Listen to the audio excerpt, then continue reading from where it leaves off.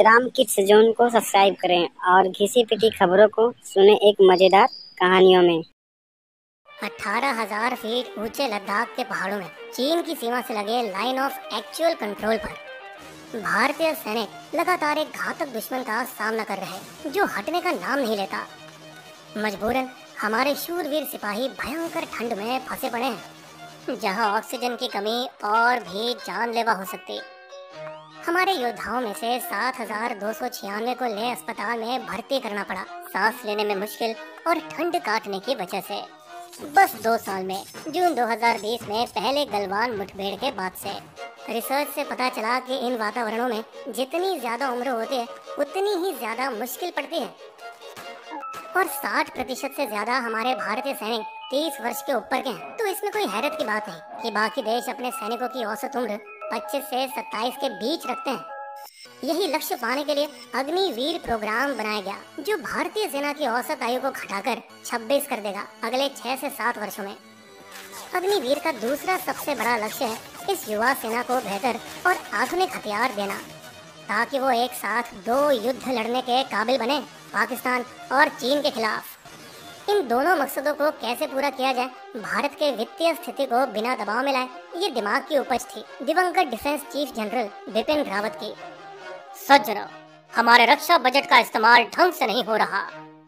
पिछले 1 दशक में वेतन और पेंशन के खर्चों में 4 गुना बढ़ोतरी हुई, वहीं आधुनिक हथियारों पर सिर्फ 2 गुना। इस साल के $67 बिलियन बजट में से सिर्फ 27.4% इस पर खर्चने के लिए दिया गया, जबकि इसका 2 गुना वेतन और पेंशन के लिए आवंटित है। और सेना का बजट तो और भी बदतर है, जिसे रक्षा बजट का सबसे बड़ा हिस्सा मिलता है 58%।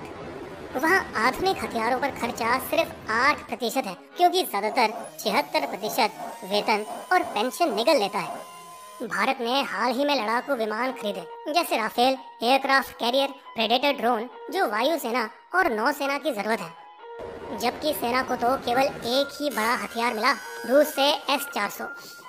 पेंशन का खर्चा और फूलता गया। 2014 में OROP के बाद 1 रैंक 1 पेंशन स्कीम जब लागू हुआ, जिसके चलते 34 लाख पूर्व सैनिकों को उतना ही पेंशन मिला जैसे वो आज रिटायर हुए हों, चाहे वो क्यों ना 25 साल पहले सेवानिवृत्त हुए थे।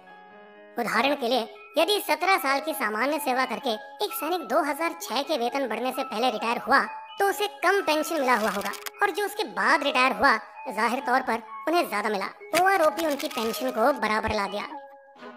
इसलिए इस बजट के बंटवारे को पलटने के लिए कुछ करना जरूरी था, नहीं तो आने वाले समय में पूरा ही वेतन और पेंशन में चला जाता। एक उपाय था रक्षा बजट को GDP के 2% से बढ़ाकर 3% कर। इसलिए अग्निवीर, जो भविष्य में पेंशन खर्च कम करवाएगा, हर साल 50,000 भर्तियों में से बेस्ट 25% रख के और बाकी 75% वापस सिविलियन जिंदगी में भेजकर।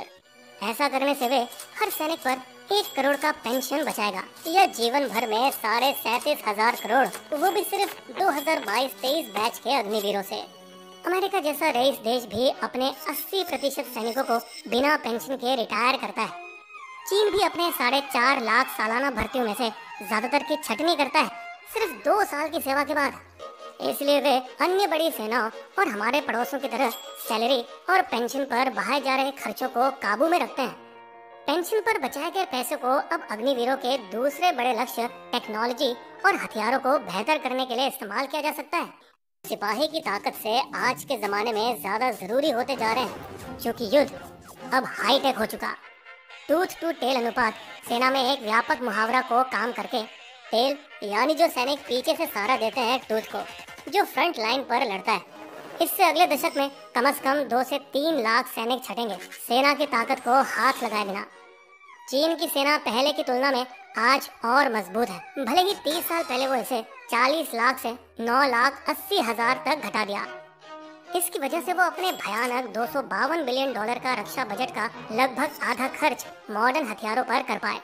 हालांकि अचानक से ऐलान किए गए अग्निवीरों की नई नीति ने कई युवाओं के सेना में करियर बनाने के सपने को खतरे में डाल दिया, खासकर जो पहले ही फिजिकल और मेडिकल टेस्ट पास कर चुके थे और लिखित परीक्षा के इंतजार में थे, जो पिछले 2 सालों से कोविड की वजह से नहीं हो पाया। आर्मी कोचिंग इंस्टीट्यूट, जैसे कि जो अलुवा सुब्बाराव, सेना का एक रिटायर्ड मेडिकल असिस्टेंट जो आंध्र और तेलंगाना में कई सेंटर चला रहे थे, उसे डर था कि कहीं उनका बिजनेस चौपट ना हो जाए और कथित तौर से सिकंदराबाद रेलवे स्टेशन पर हमले का मास्टरमाइंड था। देश भर में उपद्रव ऐसा फैला कि 60 ट्रेनों को जलाकर 700 करोड़ रुपए की संपत्ति का नुकसान हुआ। दबाव में आकर सरकार एक अच्छे फेरबदल में उन उम्मीदवारों को भी अग्निवीर के पहले बैच में आने की हाँ कर दी जो लिखित परीक्षा देने के इंतजार में 21 से ज्यादा हो गए थे और कई अर्धसैनिक बल जैसे सीआरपीएफ, कोस्ट गार्ड आदि में 10% आरक्षण का वादा किया। उद्योग जगत के दिग्गजों ने भी इसका समर्थन करने का वादा किया उन अग्निवीरों को जो वापस सिविलियन समाज में लौट आएंगे। एक्स अग्निवीरों के लिए 18 लाख रुपए तक का लोन देना भी आसान किया, सेवा निधि के सिर्फ 5.2 लाख रुपए कोलेक्ट्रल देकर।